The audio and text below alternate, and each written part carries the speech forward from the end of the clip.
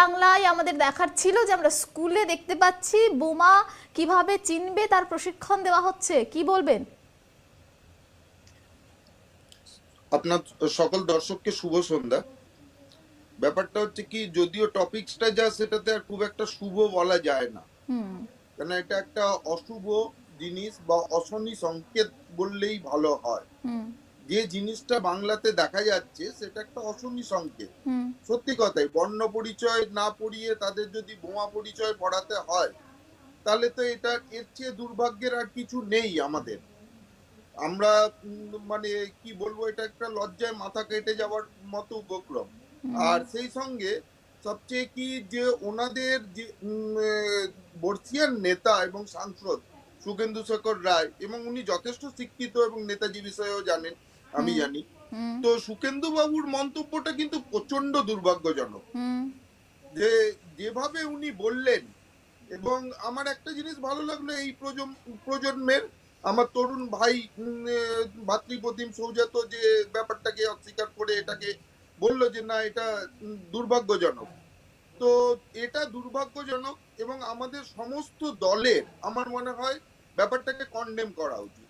তবে এই সঙ্গে ব্যাপারটা মানতে হবে, এই যে বোমা বানাচ্ছে, যেটা আমি একটা জায়গায় ডিফার করতে চাইছি, যে বোমা বানানো হচ্ছে এখানে ওখানে ফেলে রেখে যাচ্ছে তাদের অভাব। এমনও হতে পারে যে বোমা বানাচ্ছে, তারা নিয়ে যাওয়ার সময় দু একটা বোমা পড়ে যাচ্ছে। এখন কি হচ্ছে এক্স্যাক্টলি আমরা তো জানি না। হুম এটা নিশ্চয়ই পুলিশের কাজ। হুম প্রশাসন, সবচেয়ে বড় কথা হচ্ছে কি জানেন তো, প্রশাসন সম্পূর্ণভাবে ভেঙে গেছে। হুম বাংলার প্রশাসন প্রথমতই, এটা শুধু বিরোধী বলে নয়, সাধারণ মানুষও বলছে, এবং বুদ্ধিজীবীরাও পর্যন্ত স্বীকার হচ্ছেন, অভিনেতা অভিনেত্রী থেকে আরম্ভ করে পদ্মশ্রীপ্রাপ্ত গায়কও স্বীকার হচ্ছেন, পুলিশ নিজেই তোলাবাজ। আর কি হয়েছে, দলদাসে পরিণত হয়েছে।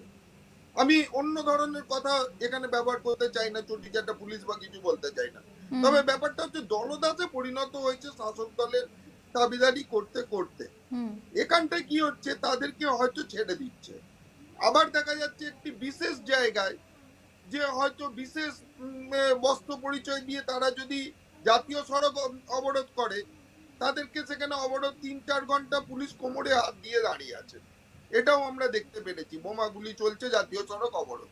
যেটা ভারতবর্ষের কোথাও হয় না, যে পুলিশ দাঁড়িয়ে থাকে নিষ্ক্রিয় হয়ে। বেশ মানে অবরোধ আমরা একটা হতেই কথা পারে, বলি, পুলিশ। কিন্তু বিরোধীদের ওপর আক্রমণ হয়। হুম এবারে কি হচ্ছে, এই যে শিশুদের আপনি যে বলছেন, একটা দেখুন, শাসনে এক তার মামা বাড়ি এসে ভাগ্নের মৃত্যু হয়েছিল, আপনি নিশ্চয়ই হুম জানেন। আমি হুম হুম ঘটনাগুলো যদি একের পর এক বলতে পারি, হুম কিন্তু শো টাইম ওভার হয়ে যাবে। লাস্ট 1 মাস 2 মাসের যদি আমি বলি হুম প্রচুর প্রত্যেকটা ঘটনা। ঘটনা, তাহলে শো এর টাইম, আলোচনার সময় আর থাকবে না। হুম তো ঘটনাটা হচ্ছে যে, এইভাবে শিশুরা যে শৈশব বিপন্ন, শৈশব ধরুন একটা উৎসাহী কিউরিসিটি, তাদের একটা জিজ্ঞাসু কিউরিসিটি জাগবেই, জিনিসটা কি। এটাই এটাই স্বাভাবিক জিনিস, যে জিনিসটা কি। নরেন্দ্রপুরে হলো, তারা দেখলো অতগুলো 5 জন বালক আহত হলো। তো এবারে কি হচ্ছে, এদের প্রতি আমাদের কি কর্তব্য? রাজ্যে একটা শিশু কমিশন আছে, তারা কেউ যদি বলে কয়লা ভাইপোর ছেলে, তারা বুঝে যান কয়লা ভাইপোটা কে, তার ছেলের বয়স কত। কিন্তু যেখানে জল জ্যান্ত তারা দেখছে যে বাচ্চাদের ওপর কিছু হচ্ছে, হুম সেখানে তারা কিন্তু নির্বিকার।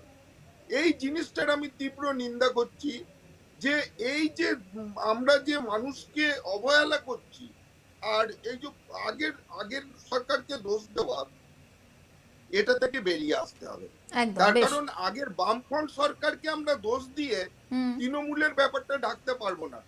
তৃণমূল আজকে 11 বছর সরকারে এসছে, বামফ্রন্টকে সরিয়ে তবেই তৃণমূল এসছে। হুম জনগণ সরিয়েছে তাদের ভোট দিয়ে, যে তাদের সরকার নিশ্চয়ই কিছু ত্রুটি ছিল বলেই জনগণ সরিয়েছে। হুম এবং এইভাবে যে ত্রুটিযুক্ত তৃণমূল সরকার হচ্ছে, তাহলে আমার তো মনে হয় অদূর ভবিষ্যতে সেই জনগণ এই এই প্রত্যেকটা সরকারকেও প্রত্যেকটা সরাবে। দলই